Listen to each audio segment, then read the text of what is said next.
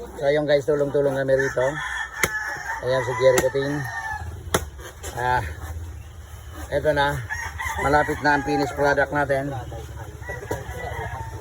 So ayun guys, eto.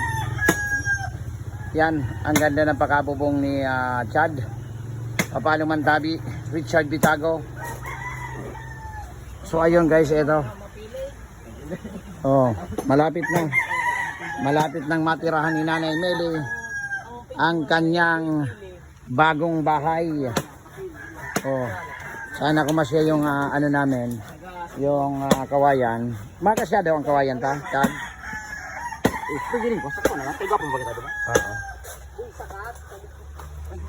So ayun guys, so eto. Sana kumasya yung kawayan. Ayan na yung bahay ni Nanay Meli. Oh, malapit nang matapos.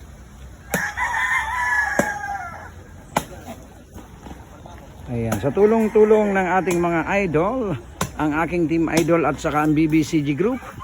Ayan, hindi ko na iisa-isahin, basta't ipalo nyo na lang guys ang lahat ng aming team Kabayubo.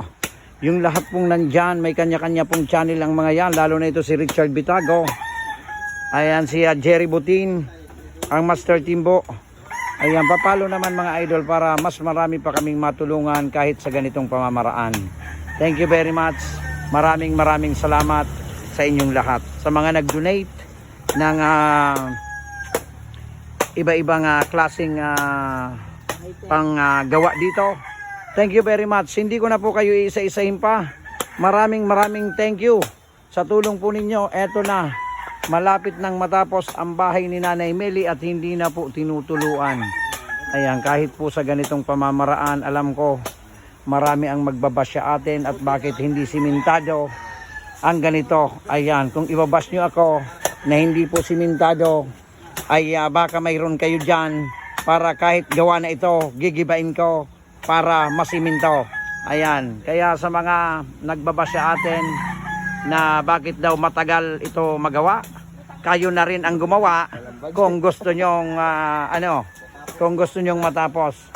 Ayan, bakit hindi nyo magawa para malaman natin kung ano.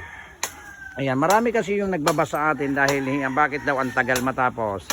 Ayan, ito guys ay wala namang budget. Wala ni isang budget ito para matapos, pinag-aano-anuhan namin para mas matapos. Ayan, ganyan po ang Team Idol. Kahit sa ganitong pamamaraan, matatapos ang bahay ni Nanay Meli, kahit wala pong nagbibigay na pang ano ngayon.